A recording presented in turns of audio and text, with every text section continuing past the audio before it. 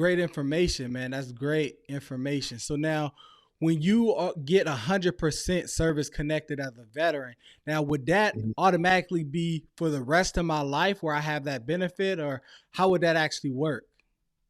Man, that's a good question. So, typically, generally, it is for the rest of your life. If they've made the determination that you are service connected, and this disability has resulted from military service, they're going to pretty much, it's a chronic issue. That's kind of the determination. It's a chronic issue. Typically, it's going to be a chronic issue because of the onset that has transpired. It's going to be a chronic issue, and it's a continuation. It does it typically as we get older, without even with treatment and proper treatment, it's going to get worse over time. Things wax and wane, and we have to understand that. But with that being said, specifically, if we're talking about permanent and total, and having an issue to be in permanency, this is what we're striving for. Okay, the continuance of chronic issues. Okay. And this is what we're always striving for. We're always striving for, again, maximum percentages, but also maximum disability percentage in a fashion of permanent and total. And permanent and total specifically means that your disability is not has no room for improvement, and that it's going to be a chronic disability. Okay, even with manifestations in that actual disability, it's going to be chronic over time. So, with that, typically you'll be compensated for one the rest of your life. Okay, every single month, in a tax-free fashion. Got it. Got it. Okay. So yeah. So when I get that 100%, I want to make sure that they rated me for permanent and total, so that that benefit can be continuous and it won't be re-examined, and I have to get recertified for that benefit. Exactly, exactly. So, because if you do not, what happens is that you can have a future examination, right? That future examination, the examiner that you particularly seen could be a different examiner than you've already seen before, right? So now this examiner has, again, a mere different opinion, a different medical opinion than the previous examiner. And now, with that being said, you can have a reduction, right? A reduction in benefits.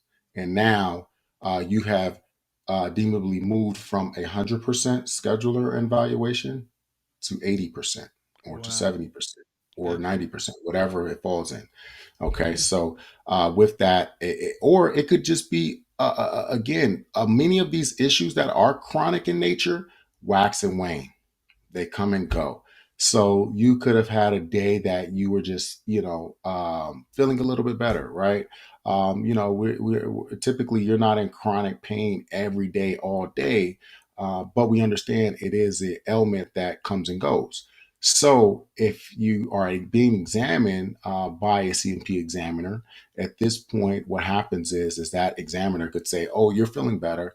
I don't think you're having these issues." Well, it's up to the veteran to make sure that the examiner knows that it's just a little bit better that day. Hmm. Okay, but it's very hard to convey that message, not being in a space of vulnerability. So if they don't convey the message, you can get a bad medical opinion, a bad examiner, and now you have a bad determination. Yeah. Yeah. So, For sure. and at that point, it will be able to reduce your benefits.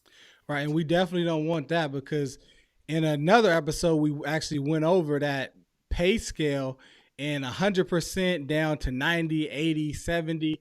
It can be a very steep drop where it literally cuts your monthly benefits and compensation in half. And when you talk Yes, about sir. actually using this to actually fund taking care of your family, it's very important to try to maintain that and have that consistent balance.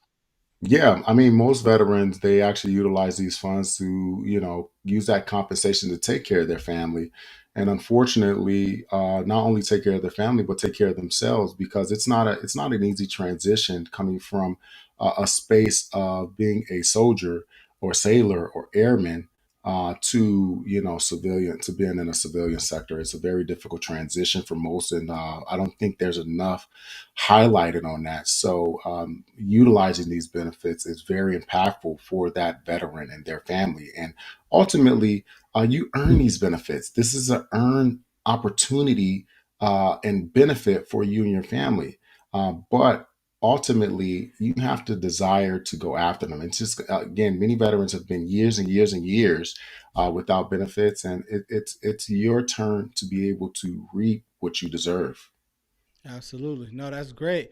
And I like how you bring up the families as well. And I know in our next segment, stay tuned, we're going to be talking about Chapter 35 benefits and what that means for veterans and their families. So stay tuned for our next segment. We'll get right into it.